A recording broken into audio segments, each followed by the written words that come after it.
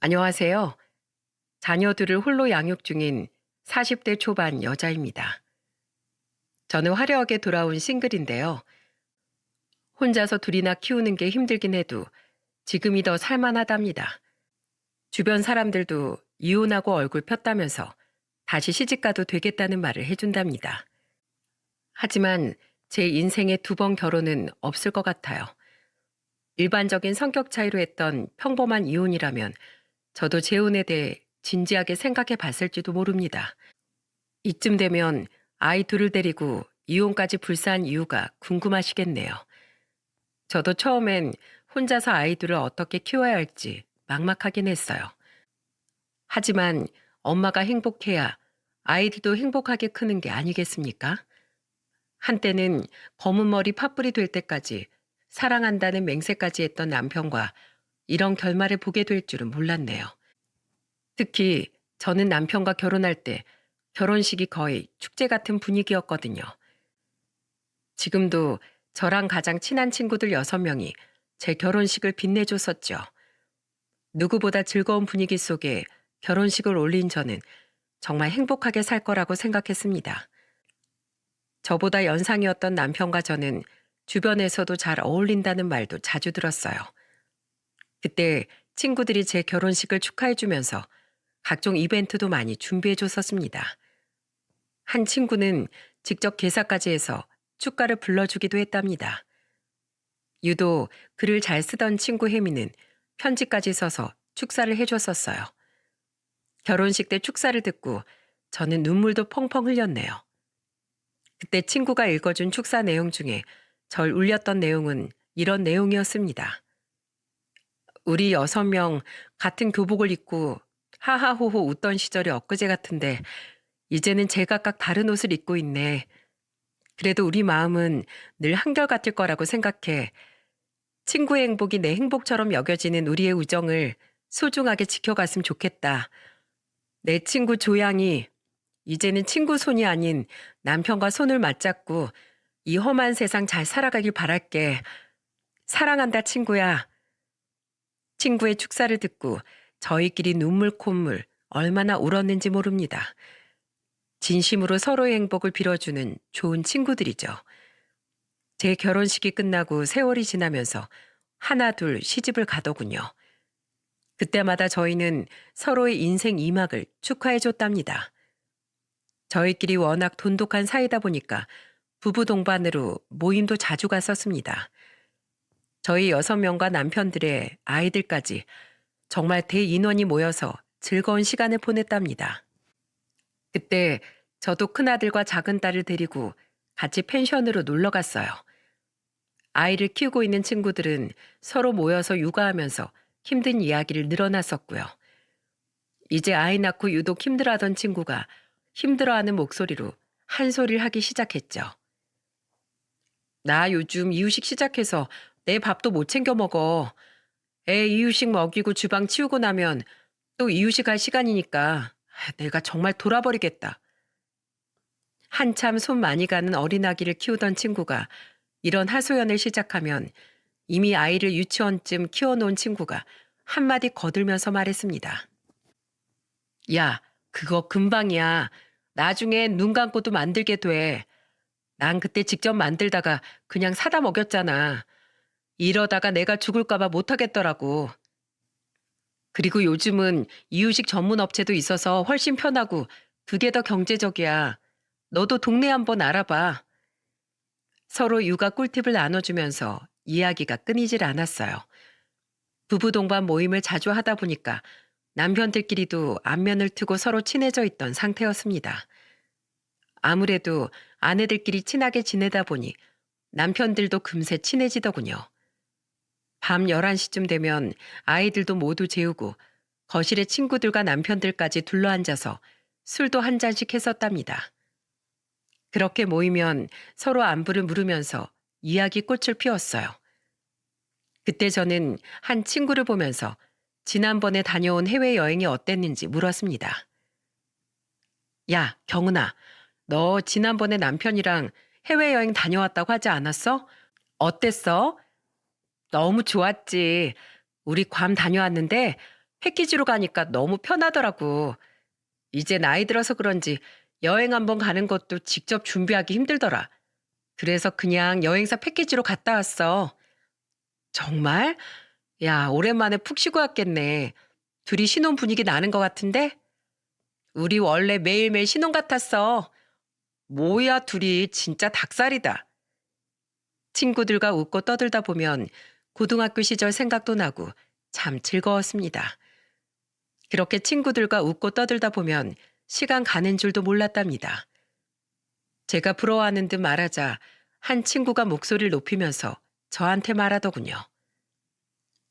양이 넌 남편 잘 나가는데 뭐가 그렇게 부러워?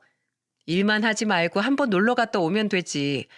부부가 맞벌이 하면 충분히 가겠다야. 돈만 벌면 뭐해? 시간이 없는데. 우리는 애들이 둘이라서 벌 수 있을 때 벌어야 해. 아파트 대출금 갚느라 허리가 휜다 휘어. 중견기업 영업팀에서 일하고 있던 남편은 누구보다 회사 일에 열정적이었어요. 그래서 회사에서 인정도 받고 유능한 직원으로 좋은 평가도 받았지만 일하느라 늘 바빴습니다. 친구의 말에 남편은 괜히 신경 쓰였는지 한마디 조심스럽게 하더군요. 제가 더 열심히 해서 양이 좀 쉬게 해줘야 하는데 제가 많이 부족해서 그래요. 시간 되면 저랑은 못 가더라도 친구들끼리라도 시간 맞춰서 다녀와. 애들은 내가 봐줄게. 정말이야? 당신 혼자서 애 둘을 볼 수 있겠어? 그럼 똥도 예쁜 내 새끼들 당연히 잘 볼 수 있지.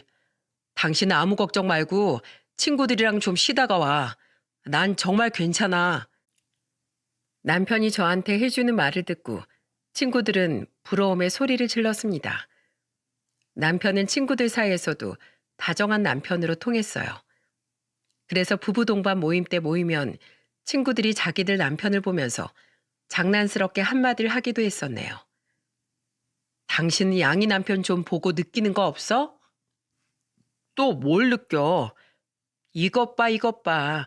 우리 남편은 연애 때 빈말로도 하늘에서 별 따다 준다는 말도 해본 적이 없어. 그냥 말이라도 당신도 친구들이랑 좋은 시간 보내고 와. 이런 말도 못해? 당신 어차피 놀러 갈 시간도 없잖아. 우리 애가 늘 당신만 찾는데 어떻게 놀러 가려고.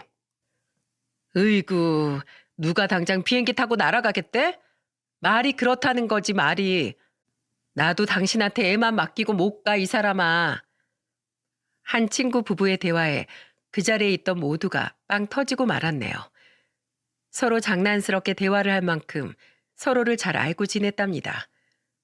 그래서 다 같이 모여서 좋은 추억을 많이 만들었어요. 그때도 제 남편은 오랜만에 친구들을 보고 신난절 챙겨주면서 다정하게 말했어요. 당신 오랜만에 친구들 만나서 신나 보이네.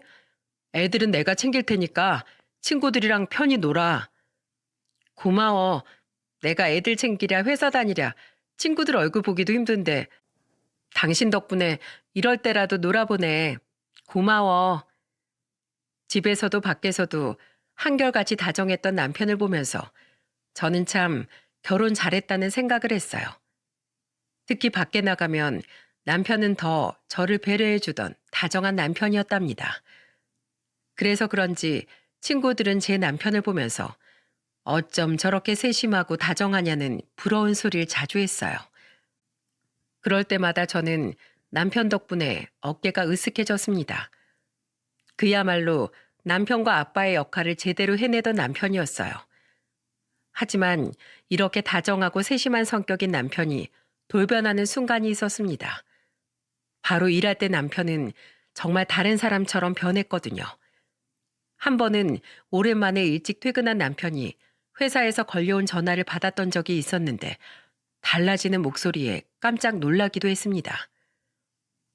거래처 담당자랑 미리 얘기된 수량이 있는데 갑자기 생산이 어렵다고 하면 어떡합니까?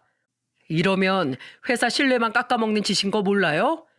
내일 거래처 담당자 만나기 전까지 생산팀에서 책임지고 생산 계획 수립해 놔요. 남편은 회사 일이 생각처럼 안 풀리는지 언성까지 높이면서 화를 내다가 전화를 끊어버렸어요. 저는 처음 보는 남편의 모습에 크게 당황했었답니다. 그래서 잔뜩 화가 난 채 냉수를 들이키는 남편을 보면서 조심스럽게 물었죠. 당신 무슨 일 있어? 방금 전화 잠깐 들어보니까 뭐가 안 되는 것 같은데 괜찮은 거야? 내가 새로 계약해온 거래처가 있는데 갑자기 생산팀에서 신규 거래처 납기일을 못 맞추겠다고 하잖아. 미리 내가 확인까지 다 하고서 계약한 거래처인데 이런 식으로 말을 바꾸면 영업팀은 어떻게 일하라는 거야? 그래서 당신이 그렇게 화낸 거야? 어떡해? 내가 괜히 회사 일로 집에서 언성 높였네. 미안해. 집에선 일로 화내기 싫었는데. 급한 일인데 어쩔 수 없지. 너무 신경 쓰지 마. 잘 풀릴 거야. 남편은 잔뜩 찡그렸던 얼굴을 풀고는 아이들을 살폈습니다. 저도 처음 보는 남편의 모습에 놀랐는데 아이들도 놀라긴 마찬가지였습니다. 큰아들이 그때 유치원생이라 눈치가 빤한 나이였거든요. 그때 큰아들을 보니까 멀찌감치 서서 남편 눈치를 보고 있었어요. 남편은 그 모습을 보자마자 거실로 가서 큰아들을 품에 안고 말했습니다. 준수야, 놀랐어? 아빠가 갑자기 소리쳐서 미안해. 밖에서 전화 받는다는 게 깜빡했네. 아빠 회사에서 선생님한테 화내요? 그러면 안 된다고 했어요. 어? 아빠 회사에 선생님이 어딨어? 회사에는 선생님 없어. 아빠가 같이 일하는 친구랑 얘기하다가 큰 소리 친 거야. 내일 그럼 회사 가서 친구랑 화해할 거예요? 그럼 친구랑 싸우는 거 아니라고 아빠가 말했었지? 아빠 내일 회사 가서 친구한테 화내서 미안하다고 할 테니까 준수도 유치원에서 친구랑 싸우면 안 된다. 알았지? 싸우더라도 바로 사과하고 푸는 거야. 알겠어요. 아빠도 친구랑 사이좋게 지내요. 약속? 그래. 다 아빠가 준수랑 약속했으니까 꼭 지킬게. 남편은 아들을 달래주면서 상황을 잘 설명해 줬습니다. 이렇게만 봐도 아이들한테 정말 자상한 아빠처럼 느껴지시죠? 두 마리 토끼 잡다가 다 놓친다는 말이 있는데 제 남편은 일도 가정도 다 잡은 100점짜리 남편이었습니다. 적어도 그때까지만 해도 저는 남편이 진국이라고 생각했어요. 하지만 시간이 흐르면서 제 남편도 별 수 없이 변하더군요. 그럴 수밖에 없던 게 남편은 일 욕심이 누구보다 강했어요. 그러다 보니까 영업팀 내에서 실적도 가장 좋았고 연말에 성과급도 동기 중에서 가장 많이 받을 정도였습니다. 이렇게 말하면 일 잘하고 돈 잘 벌어다 주는 남편이 뭐가 문제냐고 복에 겨운 소리하는 것처럼 들리시겠죠? 하지만 남편이 바쁘다는 건 집안일에 소홀해진다는 거였습니다. 그동안 남편이 강박처럼 양쪽을 다 챙겨왔던 것도 있지만 큰아들이 초등학생이 되고 점점 커갈수록 남편은 회사 일에 더 집중을 하더군요. 아무래도 영업팀에서 과장으로 있던 남편은 실적을 올리려고 혈안이 되어 있었거든요. 일 욕심이 있어서 일하겠다는 남편이 싫었던 적은 없었어요. 하지만 영업팀 특성상 거래처 접대라도 가면 술에 취한 채 들어오는 남편이 싫었어요. 그때도 밤 12시가 넘어 새벽에 들어온 남편은 애들이 자는데도 우당탕거리면서 들어오는 겁니다. 그러더니 새벽에 들어와 놓고 큰 소리를 치면서 말하더군요.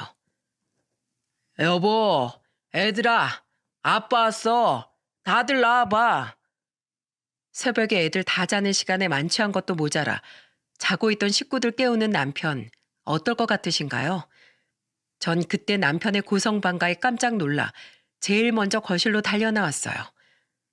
거실로 나와보니까 남편은 한 손에 검은 봉투를 든 채 비틀거리면서 신발을 벗고 들어오고 있더군요.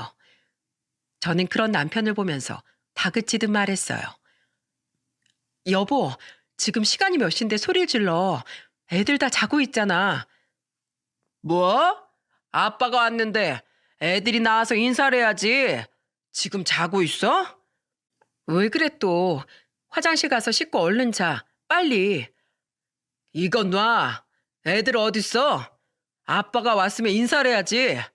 내가 지들 가르치려고 뼈가 빠져라 이라는데 어딜 못 들은 척하고 잠을 자? 남편은 갑자기 황당한 소리를 하더니 큰아들의 방으로 향했어요. 저는 애들이 잠에서 깰까봐 술 취한 남편을 뜯어 말리려고 애를 썼지만 만취한 성인 남자를 저 혼자 감당할 수 있었겠습니까? 결국 남편은 아들 방문을 벌컥 열고 소리치면서 말했어요. 윤준수, 일어나. 아빠가 왔으면 일어나서 인사부터 해야지. 어디서 잠을 자고 있어? 당신 진짜 왜 그래? 왜 애들한테 술주정이야? 당신 집에서 애들 오냐 오냐 키우니까 아빠가 와도 인사할 줄도 모르잖아. 와, 그때 정말 제가 얼마나 진땀 뺐는 줄 아십니까? 남편이 고래고래 소리 지르니까 결국 잠에 들었던 아들이 눈을 비비면서 일어나더군요. 그러자 남편은 잠에서 깬 아들을 보면서 다그치듯 말했습니다. 너 아빠가 그렇게 가르쳤어? 아빠가 아직 집에 안 왔는데 누가 자? 엄마가 잘 시간이라고 해서 잤어요. 아빠 죄송해요. 넌 사내 놈이 엄마 말이면 다 듣는 거야? 넌 입도 없어? 빨리 아빠한테 인사해. 아빠, 안녕히 다녀오셨어요? 아주 한 번만 더 그래봐. 버르장머리를 뜯어 고쳐놓을 거야. 알겠어? 너 앞으로 아빠 집에 오면 자. 술에 취해서 괜한 억지를 부리는 남편을 보고 정말 기가 막혔습니다. 저는 너무 어이가 없어서 남편 등을 때리면서 말했어요. 당신 미쳤어? 지금 시간이 몇 시인데 자는 애를 깨워서 엉뚱한 소리 하는 거야. 당장 나와. 가서 씻고 당신이야말로 잠이나 자. 당신이 이러니까 애들이 아빠 얘기를 우습게 알잖아. 난 생활비도 꼬박꼬박 주는데 왜 집에서 이런 대접을 받아야 하는데? 누가 당신을 무시했다고 그래. 당신이야말로 이러는 거 행패 부리는 거야. 왜 새벽에 들어와서 자는 가족들한테 분풀이야. 저는 잔뜩 겁을 먹고 소리도 없이 눈물만 뚝뚝 흘리는 아들을 보자 눈이 돌았어요.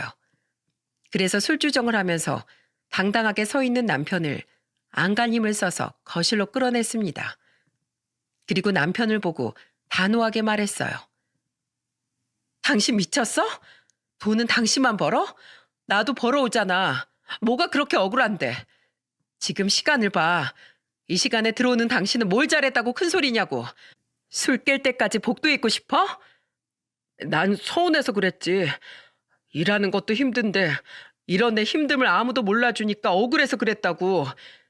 회식도 일의 연장인데 내가 얼마나 힘들었겠어. 억울해? 나도 억울한 거 말해볼까?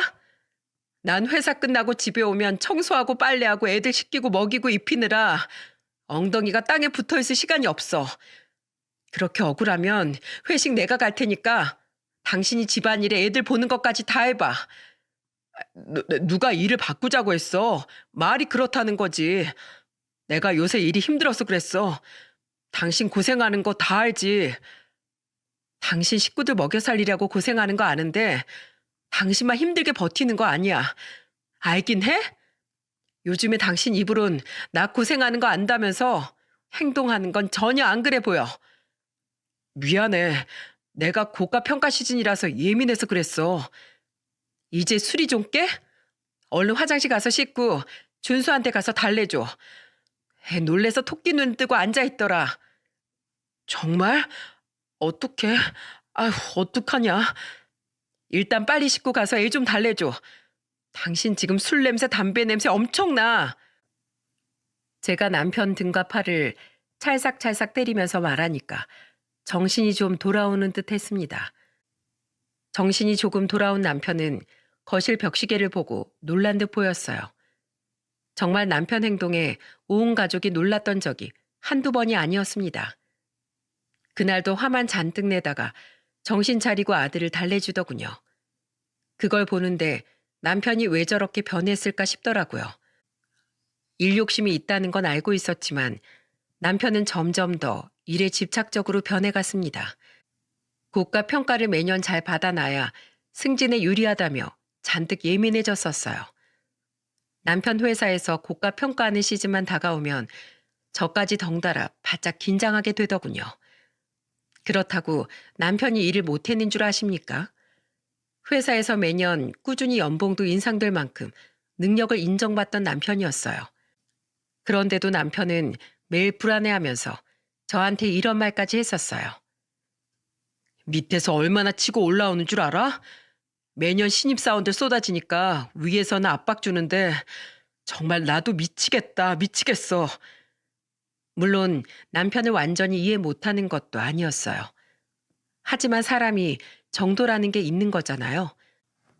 그때 한창 심할 때는 남편이 일로 통화를 하다가 집안에서 욕설을 내뱉었던 적도 있을 정도였거든요. 그러다 보니까 저도 답답한 마음에 남편을 보고 화를 내면서 말했답니다. 당신 회사에 신경 쓰는 만큼 식구들 신경 써본 적 있어? 예전에 안 그랬잖아.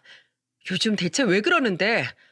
애들이 집에서 잘 놀다가 당신 오는 소리만 들리면 방에 다 숨는 건 알아? 제발 회사 신경 쓰는 거 반만 집안에 쏟아봐. 집안 분위기가 달라지겠다. 정말 오죽하면 남편한테 제가 이런 소리를 했겠습니까? 어지간하면 저도 집에서 바가지 긁는 아내는 피하고 싶었어요. 그런데도 남편의 아나무인적인 태도에 저도 어쩔 수 없이 바가지 긁는 소리를 하게 되더군요. 하지만 남편은 좀처럼 달라질 기미가 보이지 않았고 오히려 큰아들이 11살, 작은 딸이 9살이 될 무렵까지도 남편은 집안에서 거의 독불장군이었습니다. 진짜 그때 남편 모습은 가족은 뒷전이나 다름없었어요. 그렇다고 저희가 금전적으로 부족한 것도 아니었습니다. 저도 회사 다니고 있었고 남편도 매달 꼬박꼬박 생활비로 월급을 전부 맡겼기에 부족한 건 없었어요. 남편이 회사에서 일하다 보니까 욕심이 생기면서 승진에 눈이 멀었던 거죠. 그런데 남편이 승진에 눈이 멀면서 점점 이상해져 가던 때가 있었습니다. 주말이라서 남편 정장 마이를 세탁소에 맡기려고 주머니를 확인하는데 글쎄 주머니에서 작은 립스틱이 잡히는 게 아니겠습니까?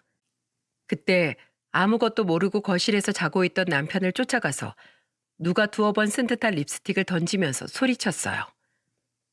당신 이거 뭐야? 이게 뭔데 주머니에 있어? 이게 뭔데 난리야?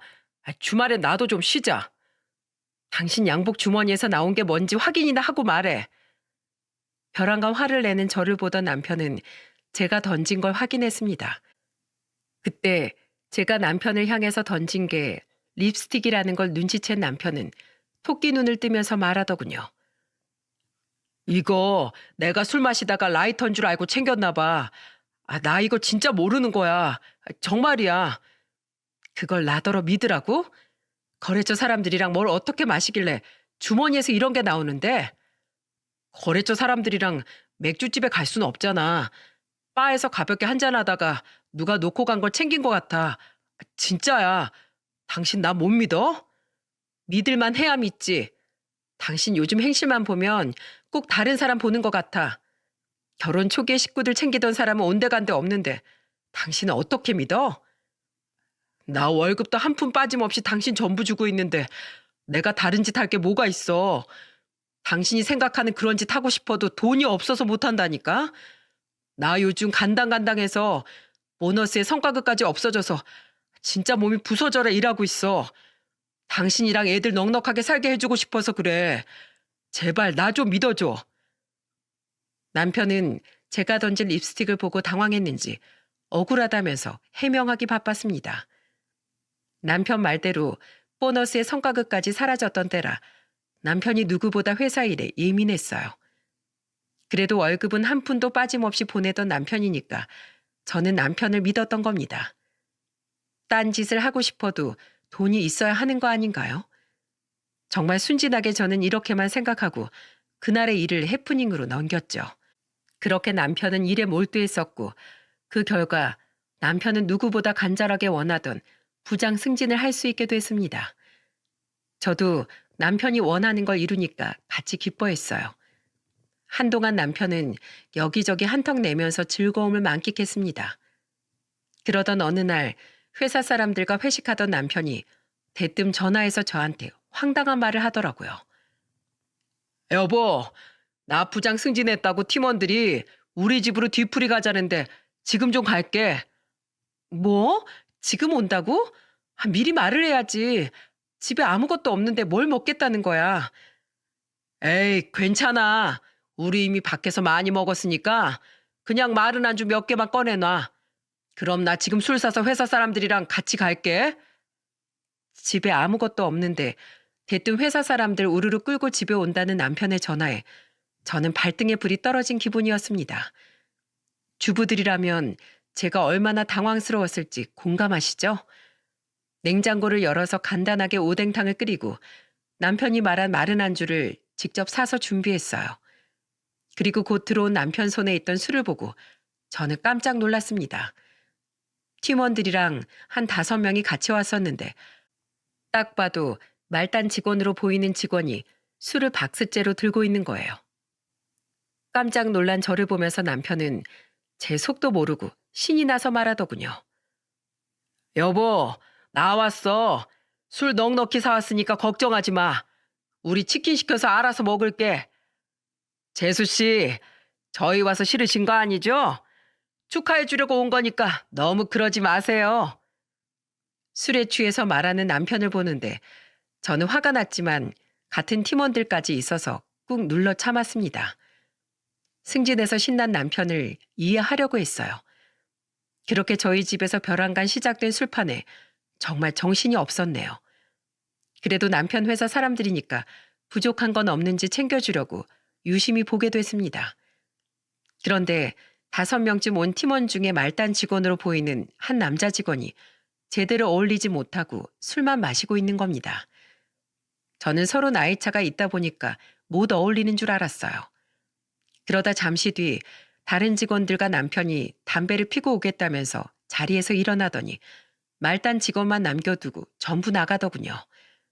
그 직원들이 나가니까 집안이 좀 조용해졌어요. 저는 조심스럽게 혼자 남은 직원한테 가서 물었습니다.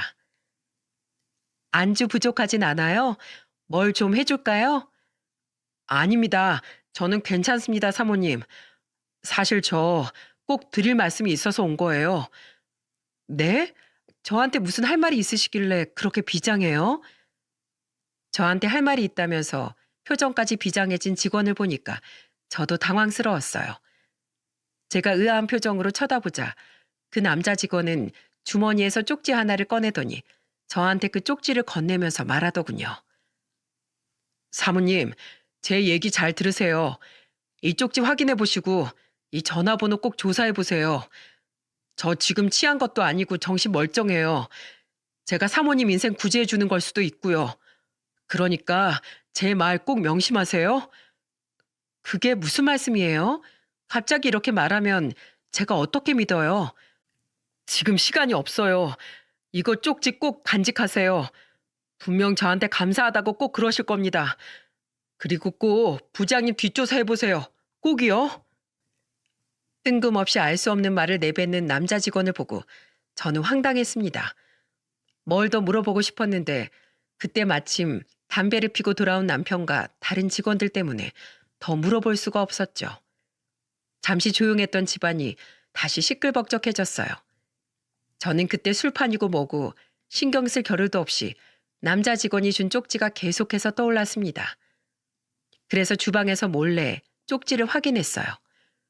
그 종이에는 번호가 2개 적혀 있었는데 남자 직원의 번호와 제가 조사해 봐야 될 번호가 적혀 있더군요. 그 번호가 제 머리를 떠나질 않았어요. 그렇게 저한테 큰 의문만 남긴 술자리가 끝나고 저는 밤잠까지 설치고 쪽지에 있던 번호만 떠올랐습니다. 제 폰에 저장된 번호도 아니었어요. 그래서 저는 다음 날 공중전화를 찾아서 그 번호로 전화를 걸어보기로 결심했습니다. 제 번호는 노출하고 싶지 않아 길가에 있던 공중전화를 찾아갔죠. 떨리는 손으로 번호를 누르자 신호음이 가더군요. 그리고 곧 전화를 받은 낯선 목소리에 저는 심장이 툭 내려앉는 기분이었습니다. 여보세요? 누구시죠? 그 번호의 주인은 낯선 여자였어요. 심지어 목소리만 들어도 젊은 여자 목소리 같았습니다. 그때 저는 혹시 그 남자 직원이 저한테 남편이 외도하고 있다는 걸 알리려고 했다는 걸 직감했습니다. 너무 당황한 저는 뭐라 말도 못하고 바로 전화를 끊어버렸습니다. 그리고 그때부터 남편 뒤를 파기 시작했어요. 가만 생각해 보니까 그때 남편 옷에서 나온 립스틱도 의심스럽더군요. 그때는 남편이 외도를 할 거라고 상상도 못 했습니다. 그 전날 과음한 남편은 아침까지 술이 안 깬 것 같다면서 마침 집에 차도 두고 갔던 날이었어요. 그래서 남편 차에 있던 블랙박스를 돌려보기 시작했습니다. 그런데 그 블랙박스에 뭐가 찍혀 있는 줄 아십니까? 저는 그 작은 블랙박스에 막장 드라마의 한 장면처럼 찍힌 영상들을 보고 경악했어요. 남편이 딱 봐도 어려 보이는 아가씨랑 팔짱을 끼고 연인처럼 다정하게 차로 걸어오는 모습이 찍혀 있던 겁니다. 심지어 차에 타고 나서 둘이 나눈 대화는 정말 충격적이었어요. 오빠, 오늘 집에 갈 거야? 오늘은 가야지.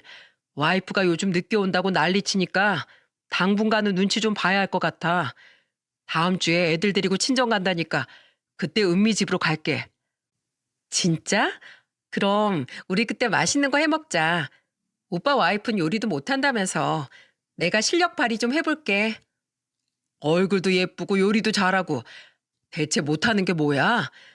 내가 널 먼저 만났으면 너랑 결혼했을 거야. 애들 때문에 살고 있지. 애들만 없었어도 당장 이혼했을 거야. 둘이서 아주 다정하게 저를 욕하고 있던 겁니다. 그동안 제가 알던 남편이 아닌 것 같았어요. 블랙박스를 한참 보니까 그 여자는 바에서 일하는 것 같았습니다. 둘이 자주 드나드는 바가 딱 보였거든요. 그리고 그날 저녁 저는 엄청난 사실을 숨긴 채 남편이 핸드폰 패턴을 푸는 걸 유심히 지켜봤습니다. 남편이 패턴 누른 걸 유심히 지켜보고 남편 잘 때 패턴을 풀어서 보려던 작전이었죠. 그런데 의외로 패턴은 간단하더군요. 이 바보 같은 유형은 패턴이 그냥 기획자였습니다. 짐은 불편하다고 패턴으로 하더니 참 단순한 사람이었어요.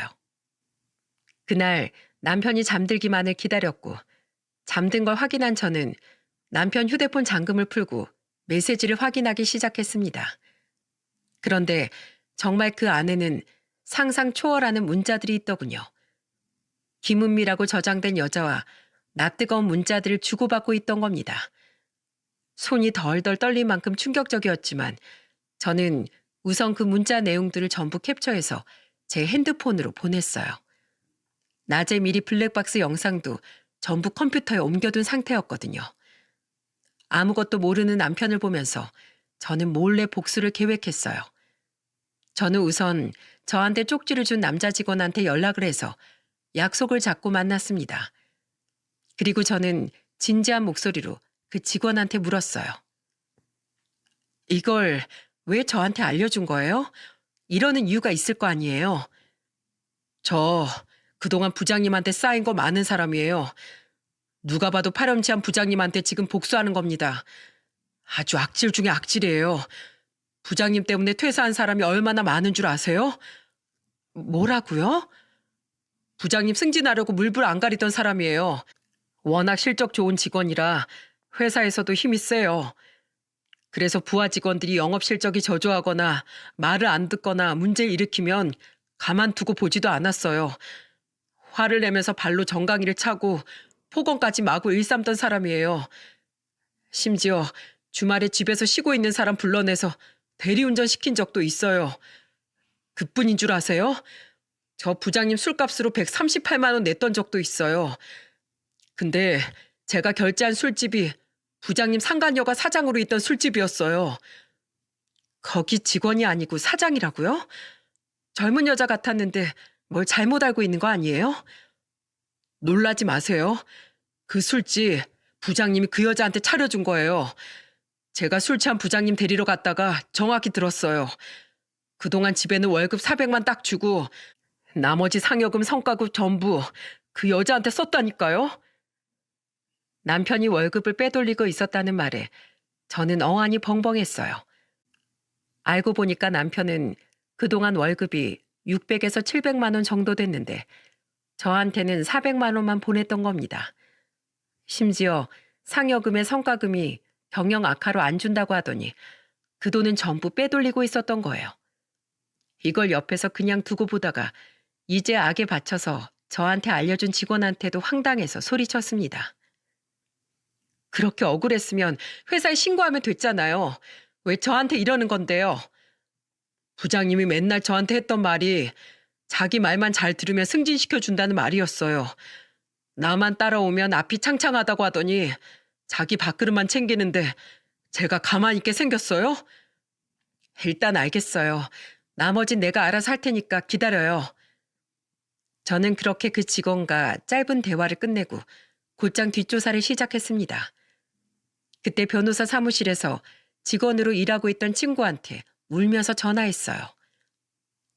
미경아, 너 지금 뭐해? 나 일하지. 너 뭐야? 지금 울어? 나 어떡해? 남편이 있잖아. 친구는 제 말에 놀라서 캐물었고 저는 그동안 보고 들은 걸 전부 다 털어놨습니다.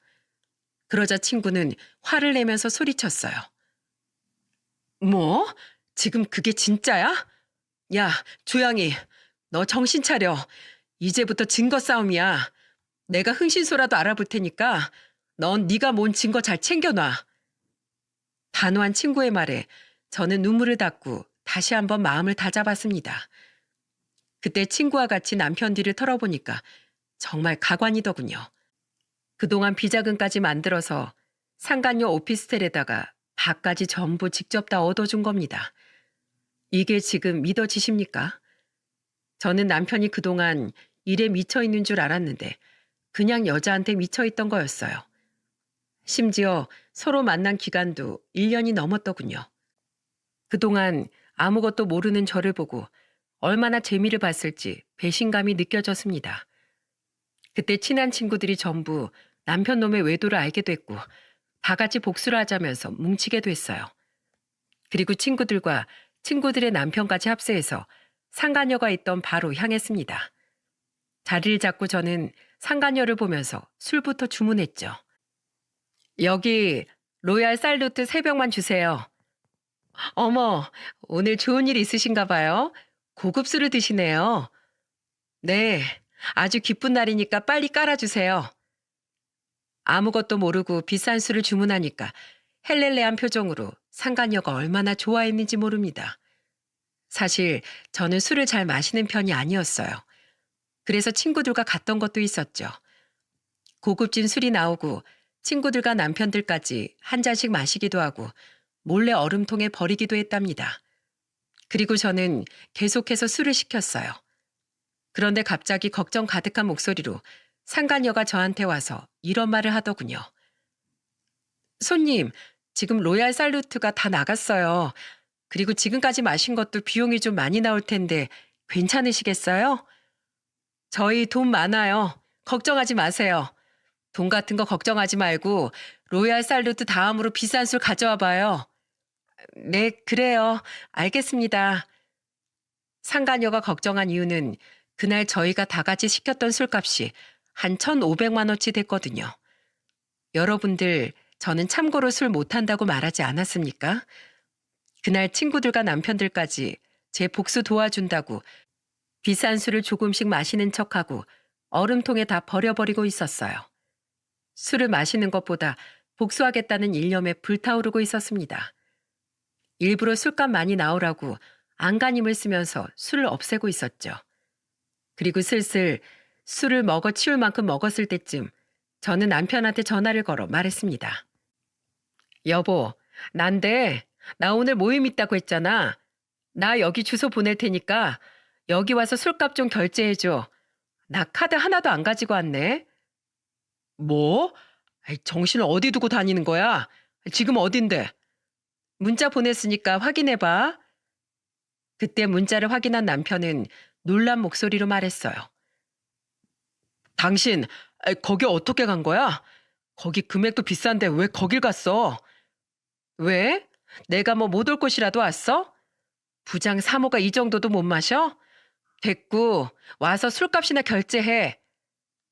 저는 단호한 목소리로 말하고 전화를 끊어버렸습니다.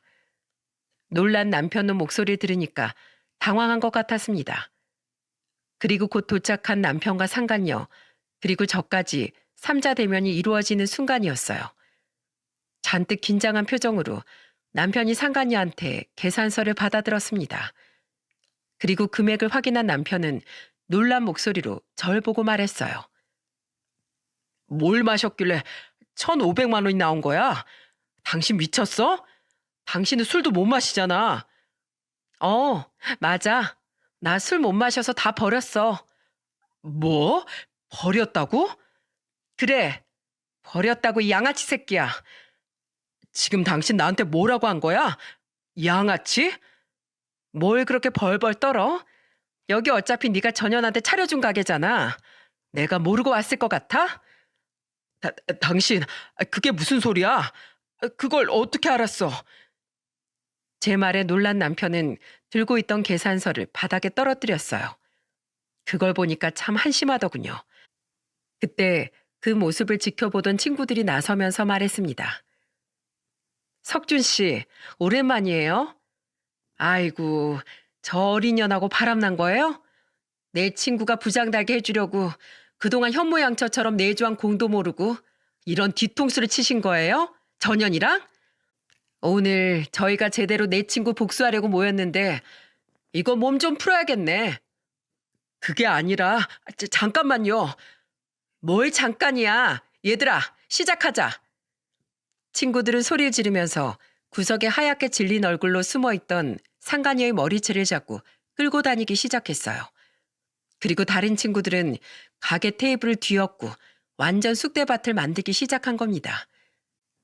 제대로 참교육을 시작한 친구들은 미리 봐둔 CCTV가 없던 주방 쪽으로 가서 상간녀의 머리채를 잡고 흔들었습니다. 이거 놓으세요. 아! 네가 내 친구 눈에서 피눈물 나게 만들어? 가정 있는 남자를 건들 거면 이 정도 각오는 했어야지. 그렇게 5분 정도 주방에서 응징을 당하던 상간녀는 머리가 아주 산발이 된 채 홀로 나왔습니다. 꼬라지를 보아하니 립스틱은 다 번져 있었고 얼마나 울었는지 눈은 벌써 퉁퉁 부어 있더라고요. 겁에 질린 상간녀는 절 보자마자 무릎을 꿇고 애원했습니다. 잘못했어요. 잘못했습니다. 헤어질게요. 한 번만 봐주세요. 너도 참 비위가 좋다. 남의 남자 데리고 그러고 싶었냐? 네 부모가 그렇게 가르쳤니? 저는 화난 목소리로 상간녀한테 소리쳤습니다. 그리고 그 옆에서 벌벌 떠는 남편을 보고 협박하듯 소리쳤어요. 당신 봤지? 저게 유부남 꼬신 대가야. 당신도 이제 느껴봐야지. 여보, 꼭 이렇게까지 해야겠어? 애들도 있는데 우리끼리 풀자. 난 우리 애들을 생각해서라도 이렇게 해야 되겠어. 너 같은 건 아빠로 두고 싶지도 않아. 그리고 네 복수는 내일 회사 가보면 알 거야. 내가 얼마나 많은 걸 준비했나. 내일 가서 두 눈으로 꼭 봐. 여보, 제발. 나 힘들게 승진한 거 잘 알잖아. 웃기고 있네. 여자한테 미쳐 있었으면서 무슨. 이 더러운 손 치워. 개뜸 제 팔을 잡는 남편을 저는 냅다 밀어버렸습니다. 그리고 저는 친구들과 하이파이브를 하면서 술집을 나와버렸죠. 저는 다음날 회사로 가서 남편의 비리가 담긴 자료를 전부 보여줬어요. 남편의 불륜과 그동안 회사 부하 직원들을 괴롭혀 오던 걸 회사에 전부 고발한 겁니다. 남자 직원의 도움으로 회사에서 저질렀던 남편의 만행까지 전부 회사에 넘길 수 있었어요. 그랬더니 정말로 아무리 실적이 좋아도 요즘 같은 시대에 그냥 넘어갈 수 있었겠습니까? 증거가 너무 구체적이라서 회사에서 남편을 조사하기 시작한 겁니다. 심지어 퇴직한 그 직원들까지 일일이 다 전화해 남편의 비리와 갑질을 다 조사하고 있었어요.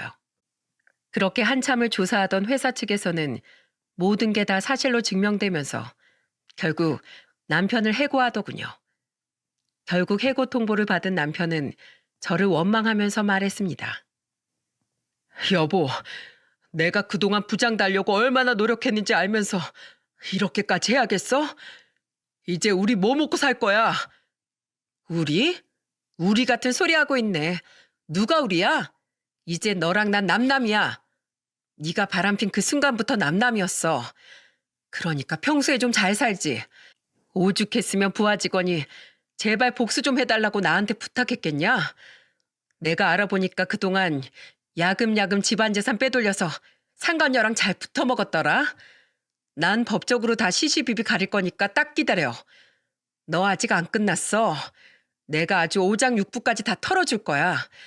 넌 조강지쳐 버린 대가가 얼마나 큰지 한번 제대로 당해봐. 그래, 이참에 갈라서 진짜 지긋지긋하다. 남편 놈은 믿는 구석이라도 있는지 되려 저한테 화를 내더라고요.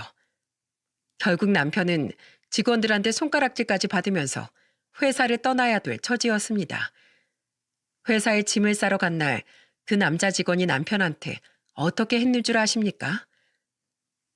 야, 윤석준, 이거나 받아라! 하면서 정수기에 물을 받아 남편 얼굴에 시원하게 뿌려버렸대요. 저도 몰랐는데 남자 직원이 전화해서 말해줬어요.